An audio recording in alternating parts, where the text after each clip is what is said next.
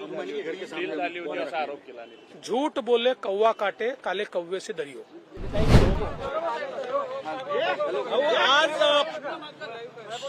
पट्टे वाटप करण्यात आलेले आहे. काय सांगाल, किती जणांना आज पट्टे वाटप करण्यात येणार आहे? 15 वर्षाची मागणी होती.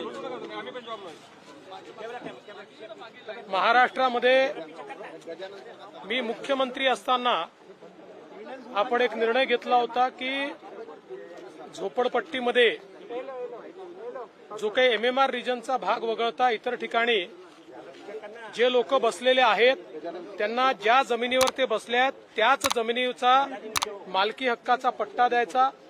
त्या संदर्भात एक मोठी कारवाई आम्ही नागपूर शहरामध्ये त्याही काळात केली होती. नंतर लक्षात आलं वेगवेगळ्या प्रकारचे रिझर्वेशन जमिनीवर आहेत, ते दूर करण्याचा प्रयत्न आपण केला.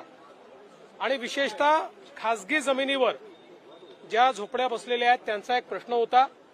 नव्याने सरकार आल्यानंतर तो प्रश्न देखील आम्ही सोडवलेला आहे आणि TDR देऊन त्या जमिनी अक्वायर करायच्या आणि त्या जमिनीवर जे बसलेले लोक आहेत त्यांना मालकी हक्काचा पट्टा द्यायचा, अशा प्रकारचा निर्णय आम्ही केला. त्यातच आज या भागामध्ये आम्ही पट्टे वाटप केलेलं आहे.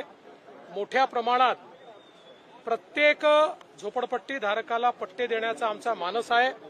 हजारो पट्टे आतापर्यंत आम्ही वितरित केलेले आहेत. हजारो पट्टे अजून प्रोसेसमध्ये आहेत. ही सगळी प्रोसेस संपवून गरीबाला जमिनीचा अधिकार देण्याचं काम हे सरकारच्या वतीनं आम्ही करतो. देवेंद्रजी, राज ठाकरे बोलले की महाराष्ट्राला आरक्षणाची गरज काय? सध्या आरक्षणावर चर्चा सुरू आहे. ते नेमके काय बोलले मला कल्पना. प्रकाश आंबेडकरांनी म्हटलं राज ठाकरेवर ताडाला हवा. बघा, राज ठाकरे काय बोलले, प्रकाश आंबेडकर काय बोलले या संदर्भात मला काही माहिती नाही. मी एवढंच सांगतो, भारतरत्न डॉक्टर बाबासाहेब आंबेडकरांनी जे आरक्षण दिलेलं आहे ते आरक्षण टिकलं पाहिजे, ते शेवटच्या व्यक्तीला मिळालं पाहिजे, याकरता आमचं सरकार कटिबद्ध आहे. काल तुम्ही आमदारांची बैठक घेतली विदर्भाच्या, नेमकं काय चर्चा झाली? आणि आज पण मराठवाड्याची बैठक आहे. मी एकेका विभागाच्या आमदारांची बैठक घेतो आहे. त्यामध्ये काय अडचणी आहेत त्याही समजून घेतोय आणि त्यासोबत निवडणुकीच्या दृष्टीनं काय आमची स्ट्रॅटेजी आहे त्या संदर्भात त्यांचा फीडबॅक घेतो. अनिल देशमुख ने ऐसा कहा है, बयान दिया है कि परमवीर सिंह मास्टरमाइंड थे, अंबानी के घर के डील झाली होती सामने. असा आरोप केला. झूठ बोले कौवा काटे काले कौवे से डरियो. थँक्यू.